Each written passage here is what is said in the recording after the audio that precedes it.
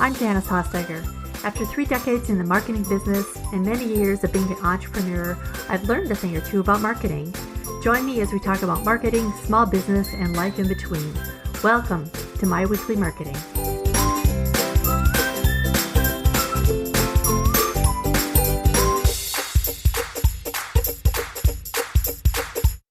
Hello, and welcome to another episode of My Weekly Marketing.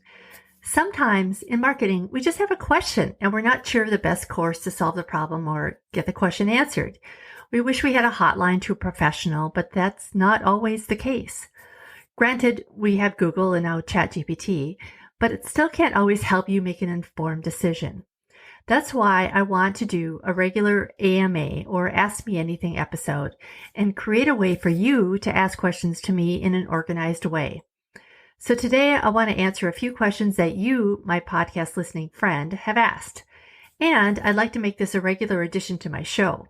So listen to the very end to find out how you can have your burning marketing questions answered as well.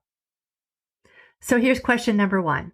This one has been asked to me by many people, but this time it's being asked by David M. Quote, I started building an email list, but it's going slow. I noticed that there are several places to buy email lists online. Can't I just buy a list? David, I love this question because like I said, I get it so often. Here's the thing. You will always want to put yourself in the shoes of the customer. As a business owner, you may think, if they just knew about my business, they'd want to buy from me. But the reality is this, 30% are not interested at all in what you're selling.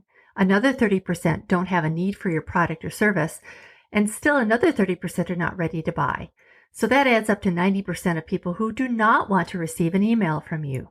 If only a small percentage of that 90% flags your email as spam, email programs such as Gmail and Yahoo will start sending your emails to the spam folder. When that happens, your email service provider, such as MailChimp or Constant Contact or whoever you have, will take notice because it affects their reputation too. And they'll take swift action to shut you down. You may even get blacklisted. And if that wasn't enough of a reason not to buy a list, know that it's illegal in Europe and Canada to send an email without the recipient's consent. And they can come after you with hefty fines. On the flip side, if you build your email list one at a time, you create a list of warm leads who want to hear from you. If you continue to offer them value and don't just spam them, they begin to know, like, and trust you, so they'll be ready to buy when the time is right. Because here's the reality. If you don't earn their trust first, they won't buy. Although it's slower, email marketing is tried and true, and it has some of the highest ROI you can find in the marketing world. So my recommendation, buying an email list may look like a good option, but it's one that will likely get you into trouble. You're better off growing your list one by offering your potential customers a download, a coupon, webinar, or another creative freebie so you can nurture them as a lead. And a PS, the same advice is true for buying social media followers. They won't engage or ever be your customers. You're better off building your following organically. So my next question is from Matt G. He writes, we opened a small pet shop a few weeks ago. Foot traffic and sales have been great. We started breaking even right away. My question is this. The foot traffic has started to slow in the past few days. We're in a small town. What can I do to get more buzz generated to get more traffic into the door? Am I missing anything? Great question, Matt. First off, congratulations on your new business. As a lover of fur babies myself, I hope your business does very well. Regarding your question, it's important to remember that marketing should not be a hit or miss event or be focused entirely on buzz. A lot of business owners do what I call shot in the dark marketing, where they run an ad or have a promotion without any long-term marketing strategy. As I like to say, strategy builds success. What I would recommend first, if you haven't done this, is to really focus on your ideal customer and determine exactly who that ideal customer is. I know it's sometimes hard to focus on one person, but until you have an idea about who your best customer is, you won't know where to aim your efforts. I have a free download for that purpose, and I'll put the link in the show notes. After you've figured out who your ideal customer is, it's time to put their shoes on. Not literally, of course, but let's take a 1,000-foot view of your customer's next steps, which I call the trail to the sale. First off, awareness. This is how your customer will find out about your business. Since you're in a small town, this process should be a little easier. I'm guessing there are not a lot of pet stores around, but either way, awareness is anything you do to make people aware of you. from your website search engine optimization, which is called SEO, or a Google Places listing, your objective at this point is to just get the word out. This could be anywhere your ideal customer will see and remember your name.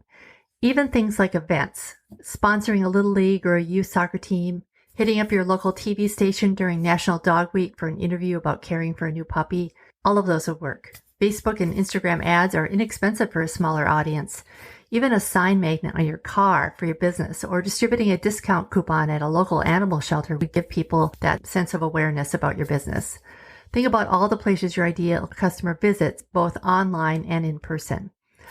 Also, because you're a small business and you likely love animals, tell your story on your website. Establishing credibility early will be important and something that will pay off in spades in a smaller community. As the saying goes, people don't care how much you know until they know how much you care. You can really brainstorm here and see what works best. Marketing is all about trying things out. Okay, the second step in all of this is consideration stage. The question to ask at this point is, how can I tell them more about my business and get them on my email list? Even for brick and mortar businesses, as I said earlier, email gives you the biggest bang for your buck. That's where you can start nurturing the sales process. The easiest way for a brick and mortar store to get subscribers is with a coupon or a free shipping promotion. I'd recommend putting a pop-up on the homepage of your website asking for no more than their first name and email address, or for a cell phone number if you open to trying texting.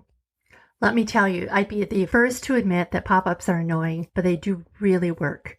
So once subscribers are on your list, then I'd recommend a minimum of 1 email per week. It can be a weekly specials email, a newsletter, or any other content that they'd find helpful. So something like pet food recipes or pet health tips. Again, here's where you can brainstorm. The idea is to keep giving them value in each email, along with promoting your products and keeping your business top of mind for the customer. So the next stop on the trail to the sale is the compare stage. You may be in a small town, but there is surely a lot of competition online, if not in your same community. Your customers are going to be comparing your business to others before they buy from you. It's just a fact. So think about how they'll do this. Make sure you have great reviews online from customers. And make sure that you can give them something that they can't get from Amazon or other online retailers, which is great service. Keep in mind that no matter how unique your product or service is, you do have a competitor. It's the thing they're currently doing to solve their problem. So if you offer the only dog washing station in town, your competition is likely their laundry room sink where they're currently washing their dog. Next is the evaluation stage. Customers don't need to evaluate or try out every product or service, but it's smart for higher priced products to offer a sample or a guarantee. It's simply giving the customer a chance to try before they buy. It could be a 48-hour take the pet home to try it out policy, or just dog food samples. I know I have a picky eater of a dog, and I'm guessing I'm not alone. The next thing you want your customer to do is to buy. So I call this the sell stage. And at this stage, you should be looking at pricing, product bundling, and other services to get customers to make that purchase. Make sure you and your staff have irresistible offers for your products and you're able to tackle objections for why the customer isn't buying, so that when they have a conversation with you, you can just assure them that they're making a good purchase. The next step is supersize. I always recommend including this step. Simply put, it's an upsell.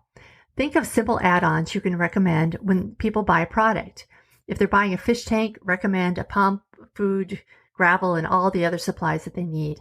If they have a new puppy or kitten, there's plenty of opportunities for upsells here. It can start with a simple conversation at the checkout or when the customer comes into the store. My next step is the serve stage. Serving is one that's missed by a lot of businesses, likely even your competitor. Ask how you can serve them after the sale. Maybe it's just a thank you email with a discount for their next purchase, or sending them a text to let them know it's time for more flea and tick treatment. Loyalty programs are also good additions. A simple punch card or getting an app or software that will encourage repeat sales. This can go a long way to create loyal customers, something you surely want in a smaller community. I know I never miss my free Starbucks coffee when I have enough points. And last, but absolutely not least, is the send stage. When I say send, I mean having customers send new customers to your business. How can you encourage referrals? Maybe it's a monthly drawing for anyone who refers or leaves a review, or perhaps it's a freebie from the treat aisle. Either way, people like to be thanked and appreciated when they refer your business.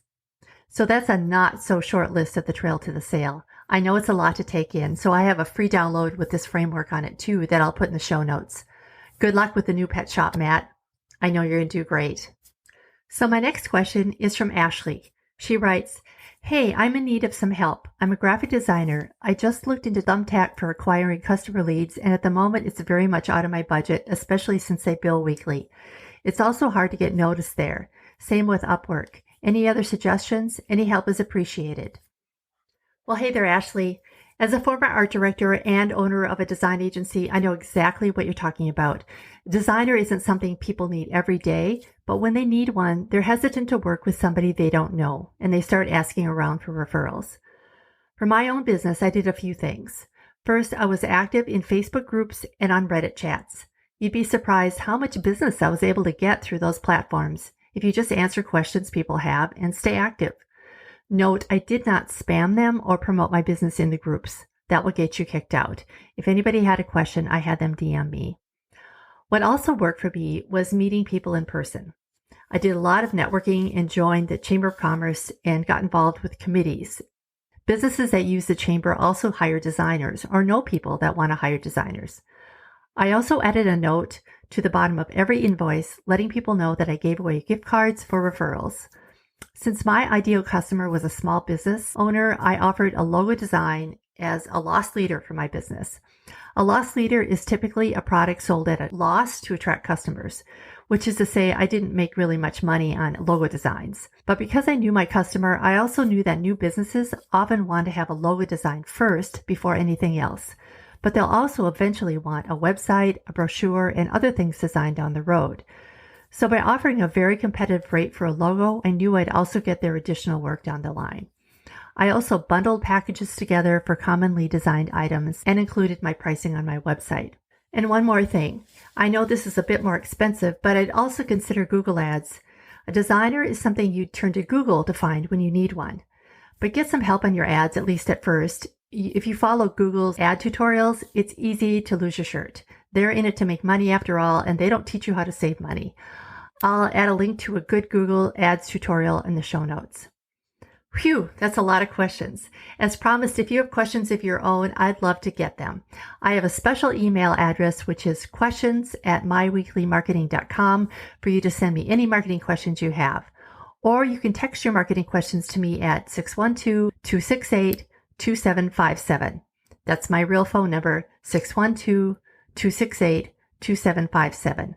I can't guarantee I'll have the time to answer all the questions, but I'll give it my best shot. All of these will be included in my show notes for today's episode, which you can find at myweeklymarketing.com/7. That's all for this time. As always, I appreciate you listening so much. See you next time. Bye for now.